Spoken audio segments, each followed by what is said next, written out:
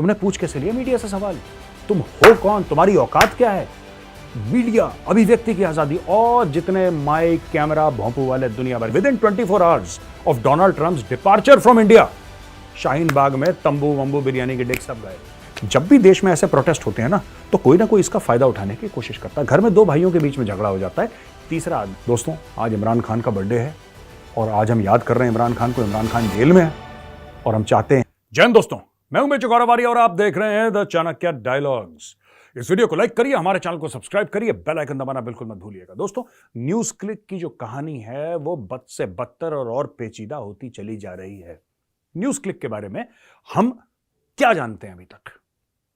देखिए, पूरी मीडिया से हमने इन्वेस्टिगेशन करा, लोगों से बात करी और कुछ चीजें हमने निकाली हैं जो सबसे पहले हम आपके सामने रखेंगे, फिर हम आपको बताएंगे पूरा मामला है क्या। ध्यान से सुनिएगा और मेरी ये आपसे रिक्वेस्ट है, ये गुजारिश है कि इस वीडियो को लास्ट तक आप देखिएगा, आपको बहुत मजेदार चीजें पता लगने वाली हैं। दोस्तों देखिए, पहली चीज, प्रबीर पुरकायस्ता जो हेड है न्यूज क्लिक का, 17 अगस्त 2023 को इसको यूएपीए के अंडर इसको अंदर कर दिया, यानी कि केस रजिस्टर इसके अंदर हो गया था और इस पे ब्लेम करा गया। इस पे जो आरोप लगा है वो है टेररिस्ट एक्टिविटीज, यानी आतंकी गतिविधियां, नंबर 1।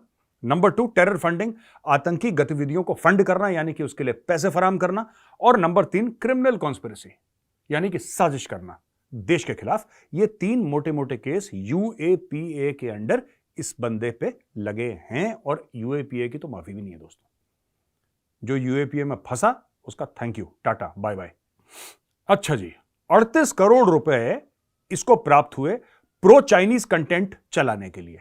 मैं आपको इंफॉर्मेशन वॉरफेयर के बारे में भी बताऊंगा। मैं आपको पूरी चीज विस्तार से आज बताऊंगा कि पूरी चीज न्यूज क्लिक के बारे में जो अभी ये उठ रहे हैं ना, अंदर से कीड़े जो निकल रहे हैं, लकड़ी में से कीड़े निकलते हैं ना जो दीमक टाइप के, ये निकल रहे हैं। हाय हाय, मीडिया की आजादी, हाय हाय, बड़ी प्रॉब्लम हो गई है, ओए होए, छाती पीटो, रुदालियों को लाओ, हैं, माहौल बनाओ।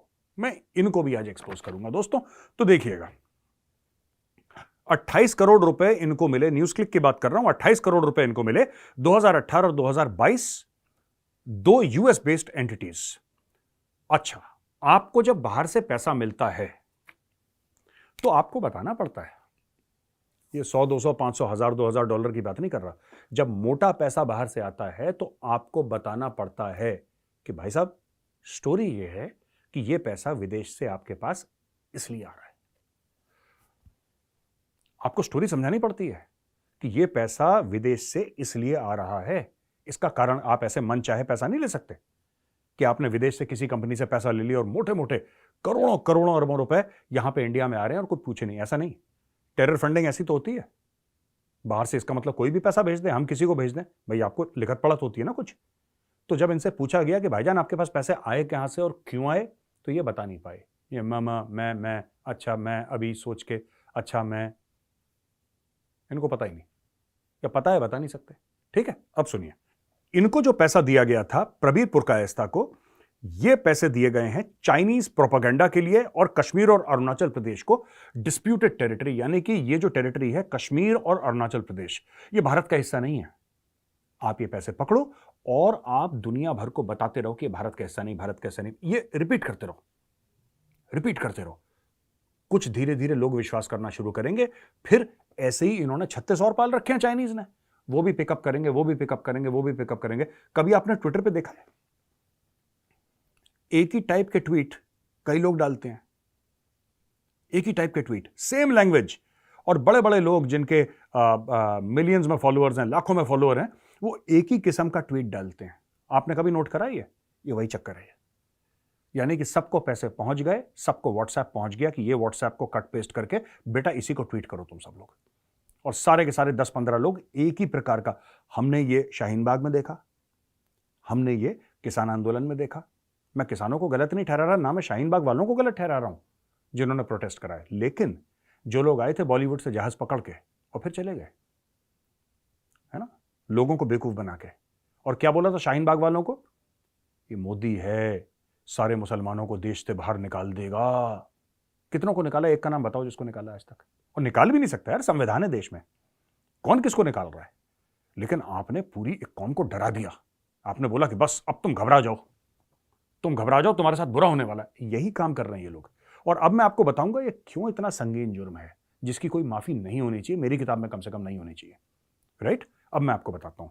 ये देखिए दोस्तों, दिल्ली पुलिस का जो स्पेशल सेल है उसने 45 दिन तक इनके ऊपर covert technical as well as financial investigation करा।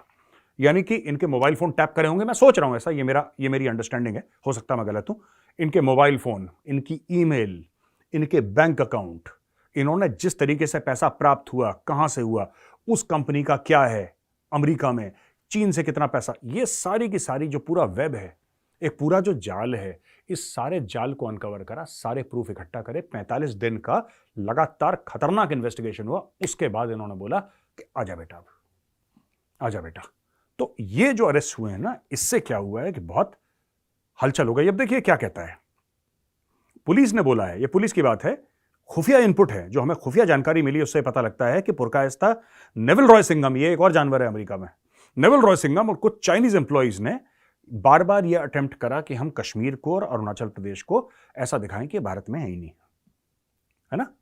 अब ये देखिए ये क्यों करते हैं। News click used funds received illegally from China, इन्होंने चीन से भी पैसे लिए। अब इसके ऊपर मैं बताता हूं इसमें और कौन कौन शामिल हैं। गौतम नवलखा का आपने नाम सुना है, उसने भी चटनी चखी है। देखो कि ये पूरी लिस्ट है ऐसे लोगों की जो महाबदमाश पाखंडी लोग, ठीक है। गौतम नवलखा, और इसको कई लेफ्ट वाले मानते हैं, पता नहीं भगवान का रूप मानते हैं लेफ्ट वाले। गौतम नवलखा ने भी चटनी चखी है। गुलाम नबी फई, गुलाम नबी फई ये कश्मीरी है, पाकिस्तान के पेरोल में है, विदेश में रहता है, कई दशकों से विदेश में रह रहा है, और खालिस्तानी जहां पे भी डेमोन्स्ट्रेशन, इसको तो पकड़ लिया था वहां पे, भाई अमेरिका में इसको पकड़ लिया था। ये खालिस्तानियों के बीच में छुपा हुआ था और उनको बता रहा था खालिस्तानियों को कि अरे ऐसा बोलो ऐसा बोलो। फिर मीडिया वाले पहुंच गए वहां पे कैमरा लेके कि भाई साहब आप क्या कर रहे हैं यहां पे खालिस्तानी के, ओ भागा चुपचाप ऐसा चेहरा बचा के। ये था वहां पे। तो ये आईएसआई का आदमी है गुलाम नबी फई, ठीक है। गौतम नवलखा, गुलाम नबी फई, एक्टिविस्ट, तीस्ता सेतलवाद। ये तीस्ता सेतलवाद तो हर जगह, जमीन में गड्ढा हो जाए इसको प्रॉब्लम है, पहाड़ों में बारिश हो जाए तो इसको प्रॉब्लम है, इसको हर, ये प्रोफेशनल प्रॉब्लम है इसको हर चीज से। और ये प्रोफेशनली इसका यही काम है तीस्ता का कि हर जगह इसका दिल टूटता है किसी ना किसी चीज को लेके और झंडा लेके खड़े हो जाना। एक्टिविज्म भी एक आजकल दोस्तों एक प्रॉपर एक प्रोफेशन बन चुका है। अब देखिए, accused person have also conspired to disrupt supplies and services essential to life of community in India and abet damage and destruction of property by protraction of farmers protest through illegal foreign funding। यानी कि जब farmer का, किसानों का आंदोलन हुआ था, right, एक तो जो फार्म के लॉस थे जो मोदी सरकार लेकर आई थी, वो किसानों की मर्जी है, आपको अच्छा लगे आपको बुरा लगे, वो आपका हेडेक है। मैं तो किसान हूं नहीं, ना मुझे किसानी करनी है, ना मुझे किसानी में इंटरेस्ट है। लेकिन किसानों के भी वही हक है जो आम हिंदुस्तानी नागरिक के हैं, कोई अलग उनके कम हक तो नहीं है, उनके भी हक हैं। उनको नहीं पसंद आए वो अलग बात है। लेकिन इन लोगों ने क्या करा कि बाहर से जब भी देश में ऐसे प्रोटेस्ट होते हैं ना, तो कोई ना कोई इसका फायदा उठाने की कोशिश करता है। घर में दो भाइयों के बीच में झगड़ा हो जाता है, तीसरा आदमी फायदा उठाने की कोशिश करता है। दोस्तों ये होता है, ये जब घरों में होता है तो आपको लगता है इतने बड़े देश में नहीं होगा ये, बिल्कुल। अब ये किसने स्टोरी सुनाई, अब मैं आपको दो तीन बातें और पूछना चाहता हूं। किसने स्टोरी सुनाई शाहीन बाग वालों को? किसी ने तो स्टोरी सुनाई होगी ये बात। कोई ऐसा शख्स होगा ना, कोई ऐसा इंसान होगा जिसने शाहीन बाग वालों को यह बोला होगा कि बॉस अगर तुम यहां से उठ जाओगे, अगर तुम विरोध करना बंद कर दोगे तो तुम और तुम्हारे बच्चों को हिंदुस्तान से बाहर फेंक देंगे क्योंकि तुम मुसलमान। किसी ना किसी ने तो इनको स्टोरी सुनाई होगी ये बात। अब लोगों ने कानून तो पढ़ा नहीं, लोगों ने कानून नहीं पढ़ा, ना किसानों ने वो फार्म लॉस पढ़े थे। 90% ऑफ देम जो मीडिया वाले दिखा रहे थे भाई साहब आपने वो कह रहा हमें नहीं पता। ऐसा होता है, मासूम लोगों को बरगलाया जाता है। और जहां तक किसान कानून है वो किसान के ऊपर है, उनको नहीं समझ में आया ठीक है, पर मुझे आज तक ये समझ में नहीं आया। मैं दोनों के बारे में आपसे आज बात करूंगा, फिर मैं ये नेविल रॉय सिंघम और ये सब जितने चोरों की बारात है ना, मैं इनके पास भी आता हूं अभी। देखो भैया सीधी बात है, किसान सिर्फ पंजाब में है, किसान सिर्फ हरियाणा में है, किसान सिर्फ पश्चिमी उत्तर प्रदेश में, और भारत में कोई आपने कहीं और देखा फार्म लॉस के ऊपर और कहीं पे कोई भीड़ भड़का हुआ हो, कोई प्रोटेस्ट हुआ हो? नहीं। खेती तो हर जगह होती है यार। मध्य प्रदेश में खेती नहीं होती क्या? पूरे उत्तर प्रदेश में खेती नहीं होती? महाराष्ट्र में खेती नहीं होती, केरल में नहीं होती, मणिपुर में नहीं होती, मिजोरम में नहीं होती, नागालैंड में नहीं होती, क्या मतलब जम्मू कश्मीर में खेती नहीं होती? कहाँ हिंदुस्तान की कौन सी ऐसी यूनियन टेरिटरी है, कौन सा ऐसा स्टेट है जहां पे खेती नहीं होती? हर जगह खेती होती है, हर जगह खेती होती है। पर आपने सुना केरल में महाविरोध हो गया, आपने सुना बंगाल में महाविरोध हो गया, आपने सुना महाराष्ट्र में महाविरोध हो गया, आपने सुना गोवा में विरोध हो गया, आपने सुना मणिपुर में विरोध हो गया ना? विरोध 70%, विरोध का 70% पंजाब और बाकी 30% हरियाणा और पश्चिमी उत्तर प्रदेश। बाकी उत्तर प्रदेश में भी किसी ने कुछ नहीं पूछा। ईस्टर्न यूपी 0, ठीक है, eastern UP 0, central UP 0, northern UP 0, किसी को कोई फर्क नहीं पड़ा। ये एक बेल्ट थी जहां पे पूरा किसान आंदोलन हुआ। फिर उसके बाद वो ट्रैक्टर वैक्टर चढ़ा देना और भारत का तिरंगा नीचे लग के वो खालिस्तान का, ये सब जो ड्रामा है ना, मैं आपको बताता हूं, इसकी स्टोरी समझ लो आप पहले दोस्तों। जब भी ऐसा मुल्क में होता है तो बाहर की ताकतें फायदा उठाने की कोशिश करती हैं। किसान आंदोलन में भी यही हुआ। मैं किसानों को दोषी नहीं बता रहा, मैं कह रहा हूं कि बाहर की ताकतों ने बरगलाया और फायदा उठाने की कोशिश करी। अर्थिया वर्थिया जो भी हैं, इनके जो बिचौलिए हैं, ये लोग क्या कर रहे हैं, इनका भी बहुत बड़ा रोल था। उसी प्रकार से जब शाहीन बाग का एजिटेशन वहां पे हुआ तो ये सारे लोग आए, एंकर फैंकर वहां पे, तो एंकरों को माला पहनाई गई कि आप तो हमारे माई बाप हैं, बैठिए, भगवान है, आप आइए।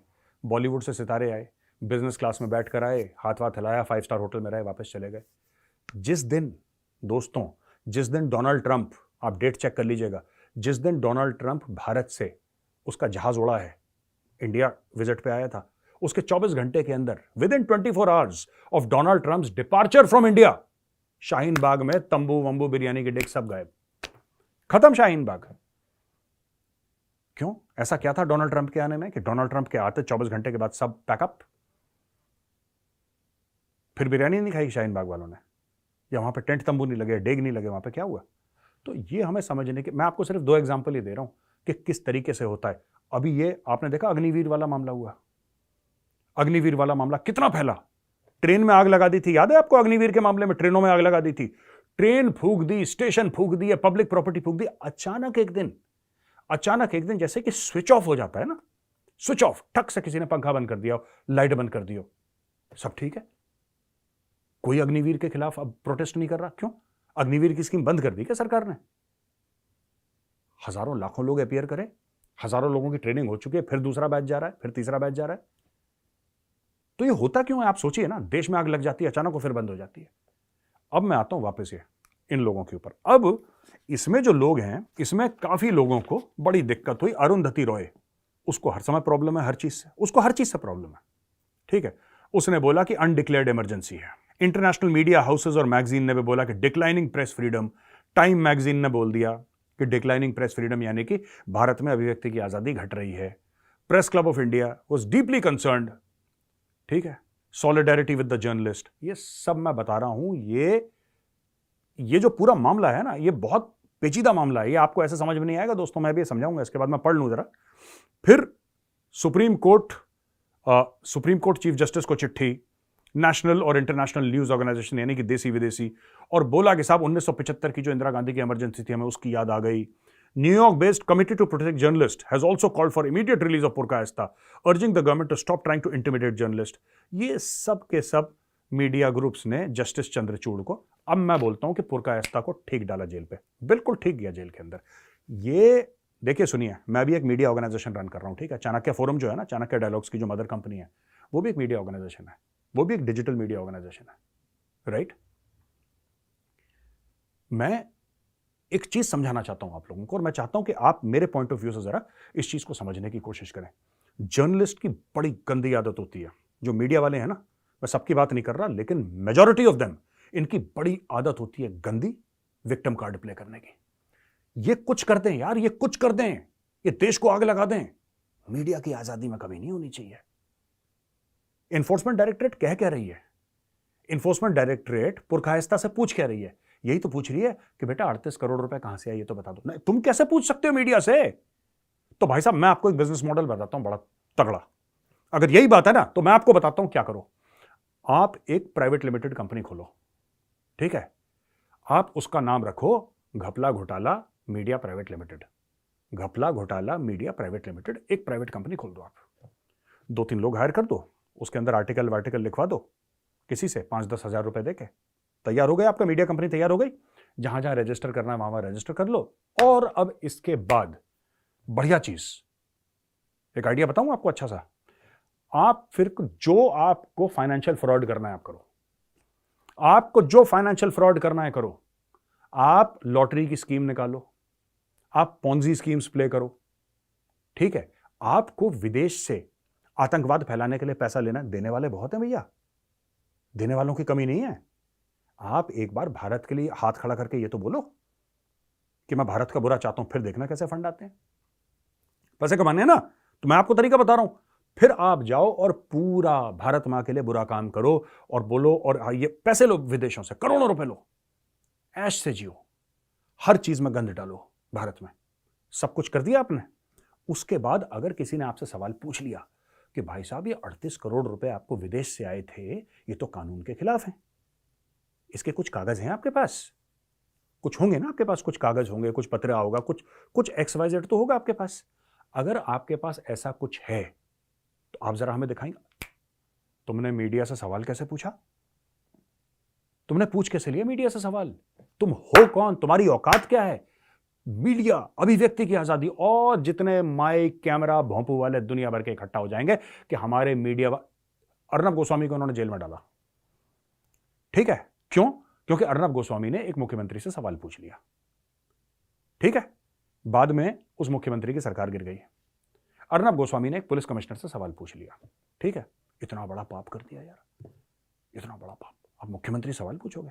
अर्नब गोस्वामी को हैरेस करा, उसके परिवार को हैरेस करा, अर्नब गोस्वामी को टॉर्चर करा जेल में, अर्नब गोस्वामी को तलोजा जेल में डाला। क्यों? तब ये लोग कहां थे? ये कहां मर गए थे ये लोग? मैं ये जानना चाहता हूं यार। आप ये मत सोचना अर्नब मेरा दोस्त है इसलिए मैं बोल रहा हूं, वो छोड़ो, यारी दोस्ती एक जगह, फैक्ट्स पे बात करते हैं। कितने लोग थे जो सड़क पे आए, जो इनको जब मौत आ रही है ना अभी, इनको जो मौत आ रही है कि जर्नलिज्म खतरे में है और ये सब, ये तब उन्होंने क्यों नहीं बोला यार जब अर्नब गोस्वामी को जेल में डाला था? और किस किस के लिए? अर्नब गोस्वामी ने करा क्या था? आपने पूरा इन्वेस्टिगेट करा, इसी सरकार ने इन्वेस्टिगेट करा। ये जो सरकार थी जिसने अर्नब को जेल में डाला था, ये उस समय जो महाराष्ट्र में सरकार थी, उन्हीं लोगों ने इन्वेस्टिगेट करा, उनके पास कुछ निकला नहीं। आपने डाल दिया उस बंदे को जेल में। किसी ने माफी मांगी उससे कि नहीं भाई साहब आपको हमने गलत जेल में, आपको टॉर्चर करा, आपके परिवार को परेशान करा, आपके घर में घुस गए पुलिस के कमांडो लेके? किसी ने उसको बोला? नहीं। अभिव्यक्ति की आजादी एक खास माफिया है मीडिया के अंदर, सिर्फ उसके लिए है, सिर्फ उसके लिए है। मैं आपको बता रहा हूं, आपको रेडिकल लेफ्ट विंग होना पड़ेगा अगर आप उनके ग्रुप में उनके साथ बैठ के उठ बैठ के खा पी ना चाहते हैं। अगर आपको मोटे फंड चाहिए ना, तो आपको लेफ्ट रेडिकल माइंडसेट का होना पड़ेगा। फिर आपको ऐसे वैसे जो पत्रकार हैं, आपको उनके साथ बैठना पड़ेगा जो देश के खिलाफ। अब ये आप ये कहते हैं कि साहब न्यूज क्लिक को जानता कौन है यार? क्या फर्क पड़ता है अगर न्यूज क्लिक ने ये बोल दिया कि अरुणाचल, ठीक है गलत चीज है अरुणाचल भारत का, अगर उसने क्या फर्क पड़ता है कि बोल दिया कि कश्मीर नहीं है, ये सब, इससे क्या फर्क पड़ता है? मैं आपको बताता हूं इससे क्या फर्क पड़ता है, आप समझिए। ये इंफॉर्मेशन वॉरफेयर के तहत आता है, ये भी एक लड़ाई का तरीका है, इंफॉर्मेशन वॉरफेयर। इंफॉर्मेशन वॉरफेयर ये होता है कि मीडिया को और सोशल मीडिया को इस्तेमाल करके किसी देश के ऊपर हमला बोलना। दोस्तों, 5th जनरेशन वॉरफेयर का जमाना है। 5th जनरेशन वॉरफेयर क्या है? एक जमाने में था कि जब लोग पत्थर फेंकते थे, लकड़ियों लाठियों से लड़ते थे, फिर उसके बाद तीर कमान पे आ गए लोग, फिर उसके बाद घोड़ों पे आ गए, राइफलों पे आ गए, ठीक है। उसके बाद हवाई जहाज चलने लगे, हवाई जहाज से लोग एक दूसरे को मारने लगे, पनडुब्बियां आने लगी, एयरक्राफ्ट कैरियर्स, ये दुनिया भर का। 5th जनरेशन वॉरफेयर जो था, ये तो पहले जनरेशन के थे 4 जो मैंने बताए। 5th जनरेशन क्या है? 5th जनरेशन ये वॉरफेयर है जिसको हम ग्रे जोन वॉरफेयर भी कहते हैं, हम हाइब्रिड वॉरफेयर भी कह सकते हैं। ये अलग अलग चीजें हैं, बट मैं आपको एक समझाने की बात कर रहा हूं। ओवरऑल इनका अम्ब्रेला टर्म जो होता है इन्फ्लुएंस ऑपरेशंस, ये है क्या? आपको सिर्फ गोली से नहीं मारना, गोली से मारने के लिए आपकी फौज है, ठीक है। कोई आपके ट्रेड को आपको इंपैक्ट करने की कोशिश करेगा, आपके बड़े बड़े बिजनेस हाउसेस पर अटैक होगा, जैसे जॉर्ज सोरोस करता है, ठीक है। हिंडनबर्ग की रिपोर्ट निकली, अदानी ने ये करा, अदानी ने ये करा, ठीक है, पूरी क्रैश कर गई आपकी मार्केट वैल्यू, ठीक है।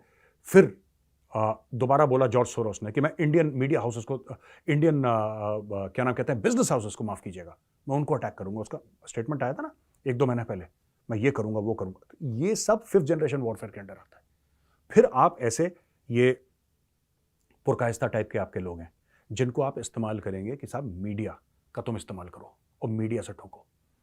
हिंदुस्तान के अंदर मीडिया का ये जहर डालो धीरे धीरे। फिर आपके सोशल मीडिया के हैंडल्स हैं, हाय मैं मर गया, हाय मैं बर्बाद हो गया, हाय लुट गया, हाय सब कुछ खत्म हो गया, भारत वही इंदिरा गांधी वाली 1975 की इमरजेंसी में चली गई, भाई ये हो गया, ठीक गया ये जेल के अंदर, ठीक गया। और इसको पूछो कि बेटा तुमने कौन थे तुम्हारे चाइनीज बाप जहां से तुमने, और ये नेवल रॉय सिंघम वगैरह ये सब जो यूएस में बैठे हैं, ठीक है, देश से बड़ा कुछ नहीं होता है। पत्रकार जो अपनी छाती पीट के रो रहे हैं ना, मैं उनको बता दूं देश से बड़ा कुछ नहीं होता। तुम मर जाओगे, मैं मर जाऊंगा, कोई फर्क नहीं पड़ेगा, भारत वैसे ही रहेगा आज से लाख साल के बाद भी। पैसा पकड़ना बाहर से बहुत आसान है दोस्तों, लेकिन जो भारत माँ का सगा नहीं हुआ ना, वो अपने माँ बाप का सगा नहीं हो सकता, वो अपने भाई बहन अपने बीवी बच्चों का सगा नहीं हो सकता।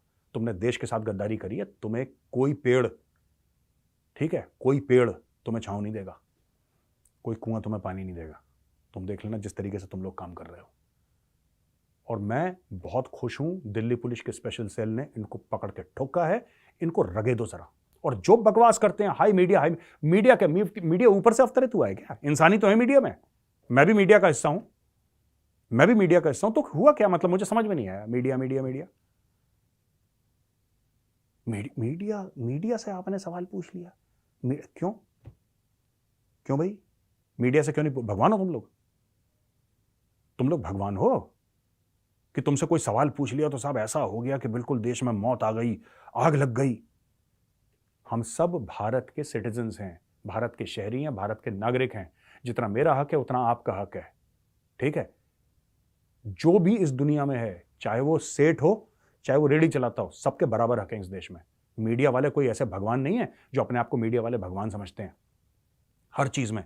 ये गंदे से गंदा काम करें, ये बुरे से बुरा काम, इनसे सवाल मत पूछ लेना यार, इनको बड़ा बुरा लग जाता है। फिर मीडिया की आजादी खत्म हो जाती है, आजादी खत्म हो जाती है। इनको आजादी चाहिए स्मगलिंग करने की, इनको आजादी चाहिए दुनिया भर में देश के खिलाफ षड्यंत्र रचाने की, इनको आजादी चाहिए चीन से 38 करोड़ रुपए लेने की। मैं पुरकायस्ता की बात कर रहा हूं इस वक्त। इनको इन सब की आजादी चाहिए। और अगर आप इनको बोल दो ना कि भाई चीन से आपने इतने पैसे क्यों लिए, कोई बात नहीं, आप चीन से पैसे लो, आपको मना कोई नहीं कर रहा, आपसे मना कोई नहीं कर रहा। भाई चीन के साथ हमारे बिजनेस तो चल ही रहे हैं, 125 अरब डॉलर की ट्रेड है, नहीं है क्या? पर आप चीन से पाकिस्तान से पैसे ले रहे हो, आप कारण तो बताओगे, आप कारण तो बताओगे। जैसे हम अगर चाइना पैसे भेजते हैं, हमसे मतलब कोई इंडस्ट्रीज भेजता है, वो वहां से पाइप मंगवा रहा है चाइना से, या कोई एक्स चीज मंगवा रहा है चाइना से, वो कागजों में दिखाएगा तो कि साहब मैंने चाइना को इतने पैसे दिए, मैंने ये मंगवाया, ये उसके कागज है? नहीं दिखाएगा कागज ना। हम मीडिया वाले हैं यार, तुमने हमसे कैसे सवाल पूछ लिया? तो दोस्तों ये है मीडिया की काली करतूतें, ठीक है? अब हम आते हैं अगली चीज पे। इमरान खान जी, हैप्पी बर्थडे टू यू, है भाई। दोस्तों आज इमरान खान का बर्थडे है और आज हम याद कर रहे हैं इमरान खान को। इमरान खान जेल में है और हम चाहते हैं कि इमरान खान जल्दी से निकले, पाकिस्तान में चुनाव हो, इमरान खान प्रधानमंत्री बने, क्योंकि जब इमरान खान प्रधानमंत्री बनेगा तो इसके एक हाथ में होगी पेट्रोल की बोतल और दूसरे हाथ में होगी माचिस की तीली, और इमरान खान करेगा पाकिस्तान की हैप्पी दिवाली। तो दोस्तों आज का वीडियो आपको कैसा लगा? अगर पसंद आए तो लाइक करिएगा। हम चलते हैं क्वेश्चन एंड आंसर्स पे, ठीक है ना? अच्छा दोस्तों, पहला सवाल यह है कि इनका नाम है विक्रम बेताल। वाह, मजा ही आ गया नाम सुन के भाई का, विक्रम बेताल। विक्रम बेताल भाई जय हिंद। ये कह रहे हैं जय हिंद मेजर साहब। जय हिंद दोस्त, मैं आपके वीडियो पिछले 10 महीने से देख रहा हूं और अब मैं उसका एडिक्ट हो गया। शाबाश, वेरी गुड, थैंक यू। और ये कहते हैं कि जियो स्ट्रैटेजिक अपडेट्स हर रोज प्रोवाइड करने के लिए और हंसी मजाक का डेली डोज ऑफ लाफ्टर के लिए बहुत बहुत धन्यवाद आपका। मेरा सवाल आपसे यह है कि पाकिस्तान कब तक न्यूट्रल रहेगा बिना कमिट करे हुए कि वो वेस्टर्न है कि चाइनीज एलाय है? यानी कि इनका ये कहने का मतलब है कि पाकिस्तान कब तक न्यूट्रल रह सकता है। उसको ये तो बताना पड़ेगा ना कभी कि वो चीन का सगा है कि वेस्ट का सगा है, यानी कि अमेरिका का सगा है। देखिए, पाकिस्तान बहुत पहले ये बता चुका है कि वो किसका सगा है, और उस चीज का नाम है डॉलर। पाकिस्तान सिर्फ और सिर्फ डॉलर का सगा है। पाकिस्तान ने अमेरिका को भी धोखा दिया है, पाकिस्तान ने चीन को भी धोखा दिया है। अमेरिका को कैसे धोखा दिया? तालिबान से खुसफुस करके, अमेरिका से पैसे ले रहा था, तालिबान से खुसफुस करी, अमेरिकी फौजी मरवा दिया। ठीक है। चीन से कैसे धोखा दिया? $50 अरब डाले सीपैक में चाइना ने, चाइना पाकिस्तान इकोनॉमिक कॉरिडोर, 25 अरब पाकिस्तानी खा गए, थैंक यू। और 25 अरब खाने के बाद इमरान खान को बनाया, जिसका हैप्पी बर्थडे है, हैप्पी बर्थडे वाले भाई साहब को बनाया प्राइम मिनिस्टर, वजीर आजम, उसने सीपैक ही बंद करवा दिया। तो चाइनीज कहते हैं यार तुम तो पैसे भी खा गए, तुमने काम भी नहीं करा। तो पाकिस्तान सिर्फ पैसों का सगा है। मैं बता रहा हूं, ये पाकिस्तान कहते हैं ना ये बिरयानी खानी, ये सब दुनिया भर की, यहां पे नहीं बीफ वीफ खानी है। मैं बता रहा हूं, कल अगर मुकेश अंबानी ये बोले कि बेटा ये लो $5 अरब का एक चेक, ये कल से ढोकला खाना शुरू कर देंगे। इनकी ना कोई इज्जत, ना इनका कुछ फर्म स्टैंड किसी चीज को लेकर ना। चाइनीज पैसा देते तो ये चाइनीज में बोलना शुरू करते। इन्होंने अपने बच्चों को स्कूल में चाइनीज पढ़ाना शुरू कर दिया, पता है आपको? जब चाइनीज ने पैसे का अंबार लगा दिया पाकिस्तान में, तो उन्होंने बच्चों को बोला ना ना, नो बेटा, no Urdu, no no, not at all. ना उर्दू बोलोगे, ना पंजाबी, ना सिंधी, नहीं, तुम्हें बेटा चाइनीज। तुम्हारा नाम क्या है? बोला कि साहब मेरा नाम अब्दुल रहमान है। नो, कल से तुम्हारा नाम चिंग पोंग है। तो उसने बोला ठीक है, ओके, जब तक पैसा आ रहा है मेरा नाम चिंग पोंग है। अब चाइनीज ने पैसा देना बंद कर दिया, चिंग पोंग जो है अब अब्दुल रहमान वापस बन गया। अब अमेरिका पैसा देगा, ठीक है, तो बोलेगा मेरा नाम क्या है? अब वो बोलेगा मेरा नाम एंटनी है, my name is Antony Gonsalves. Gonsalves तो गोवा के भाई हो गए, एंटनी, है ना। अच्छा जी, दिजेन शर्मा, जय हिंद major sir, I am a class 9th viewer. जय हिंद दोस्त, ये क्लास 9th में पढ़ते हैं, वीडियोज आर अमेजिंग, बहुत बहुत धन्यवाद आपका। Does Bharat have any major threat from terror organization like ISIS? As a few engineers related to that group were arrested a few days ago in Delhi, and if then, can Bharat counter that? जय Hind sir. इनका ये सवाल है कि कुछ Islamic state के, Daesh के engineers Delhi से अरेस्ट हुए थे, तो भारत को क्या इनसे थ्रेट है? बिल्कुल थ्रेट है, बिल्कुल थ्रेट है। अलकायदा से थ्रेट है, इस्लामिक स्टेट से थ्रेट है, क्योंकि ये कोई, देखिए, इस्लामिक स्टेट और अलकायदा दोस्त ऐसी कोई दुकान नहीं है जिसके आगे आईसिस लिखा हो या अलकायदा लिखा हो कि उस शोरूम में जाके आप आतंकवाद का मटेरियल कुछ खरीद लें। ये तो यहाँ पे होता है, और इसमें से ज़्यादातर लोग जो हैं वो रेडिकलाइज इंटरनेट से हुए हैं। तो ये बहुत ज़रूरी है। मैं तो चाहता हूँ कि हर कोई पुलिस फोर्स जो है अपना एक यूनिक सेल बनाए। हर पुलिस फोर्स, कुछ के पास है, कुछ के पास नहीं है, यूनिक सेल बनाए जो कि सिर्फ ऑनलाइन कॉन्वर्सेशंस को मॉनिटर करे, टेलीग्राम चैनल्स को मॉनिटर करे, व्हाट्सएप चैनल्स को मॉनिटर करे, खासतौर से उनको मॉनिटर करे कि रेडिकलाइजेशन कहाँ से फैल रहा है, क्योंकि आपको कुछ नहीं पता, ये तो पकड़े गए। अगर ये पकड़े नहीं जाते, अगर इनमें से 2-3 में से तीनों सुसाइड बॉम्बर जो कि चाह रहे थे बन जाए, ये बन जाते, तो ये कई 100 लोगों को मार देते। और फिर क्या, वो है अकेला, इंटरनेट से हो गया रेडिकलाइज, उसने बम खरीदा, इंजीनियर था, पढ़ा लिखा आदमी है, फिट करा, ऑफ। तो ये खतरा तो है, और बहुत जबरदस्त खतरा है ये। अच्छा जी, अब हम आते हैं प्रखर्ष श्रीवास्तव। नाम बड़ा अच्छा है आपका दोस्त, प्रखर्ष, गुड। प्रखर्ष श्रीवास्तव, जय Hind sir, I am a regular viewer of. जय हिंद प्रकाश जी। ये कह रहे हैं कि मैं TCD यानी कि द चाणक्य डायलॉग्स देखता हूं और मुझे बहुत कुछ सीखने को मिलता है, ऑल बिकॉज ऑफ यू। नहीं, आपका बहुत बहुत धन्यवाद कि आप हमारा चैनल देखते हैं। इन्होंने बोला कि कैनेडियन मिलिट्री की वेबसाइट को इंडियन हैकर्स ने हैक कर दिया, क्या ये सच है या फिर इंफॉर्मेशन वॉरफेयर है कनाडा का, because diplomatic low relations between both countries? Thank you sir, जय हिंद। अच्छा, इसमें ऐसा है कि इन्होंने ये पूछा है कि कैनेडियन मिलिट्री वेबसाइट को इंडियन हैकर्स ने हैक कर दिया। हाँ, मैंने भी पढ़ा था मीडिया में कि हैक कर दिया, और ठीक है, कोई बड़ी बात नहीं है, हैक हो गया, ठीक है। इन्होंने कनाडा को भी जय हिंद बोल दिया एक बार, तो कनाडा ने बोला अच्छा हमारी मिलिट्री वेबसाइट पे जय हिंद चल रहा है, या उन्होंने पता नहीं क्या कुछ डाला होगा, लेकिन हाँ ये बात मैंने भी पढ़ी थी कि हैक कर दिया। इन्फॉर्मेशन वॉरफेयर ने सचमुच हैक कर दिया था, मीडिया का ये कहना है। आखिरी रिदम जी का सवाल है। रिदम जी नमस्कार, वंदे मातरम गौरव भाई, वंदे मातरम रिदम जी। Should India take steps in response to meeting organised by China in Tibet? ये कहते हैं कि जो चाइना ने तिब्बत में मीटिंग ऑर्गेनाइज करी थी, इसमें मंगोलिया आया और अफगानिस्तान आया, पाकिस्तान तो खैर उनका घर का ही नौकर है, कोई दिक्कत नहीं है। तो क्या भारत को भी ऐसे मीटिंग इन्वाइट करनी चाहिए अरुणाचल प्रदेश में, जापान, वियतनाम, ताइवान, फिलीपींस को बुला के, और वहाँ पे डिनर रखे भारत? नहीं, मुझे नहीं लगता कि भारत को करनी चाहिए। चाइना कह रहा है कि अरुणाचल चाइना का है, साउथ तिब्बत बोलता है ना, चाइना कह रहा है कि अरुणाचल हमारा है, पर एक्चुअली अरुणाचल ऑलरेडी हमारा है। हम क्या करेंगे वहाँ पे खाना वाना खा के? हम तो खा चुके हैं, हम तो अरुणाचल में खाएं, दिल्ली में खाएं, बराबर है। अरुणाचल उतना ही अहम है जितना उत्तर प्रदेश, जितना दिल्ली, जितना राजस्थान, जितना महाराष्ट्र। ये भी भारत का हिस्सा, वो भी भारत का हिस्सा। तो हमें दिखाने की जरूरत नहीं, दिखाने की जरूरत उसको पड़ती है जो अंदर से खोखला होता है, जैसे कि चाइना। तो दोस्तों, आज का वीडियो कैसा लगा आपको? अगर अच्छा लगा तो इस वीडियो को लाइक करिए, हमारे चैनल को सब्सक्राइब करिए, बेल आइकन दबाना बिल्कुल मत भूलिएगा। जय हिंद, वंदे मातरम, भारत माता की जय।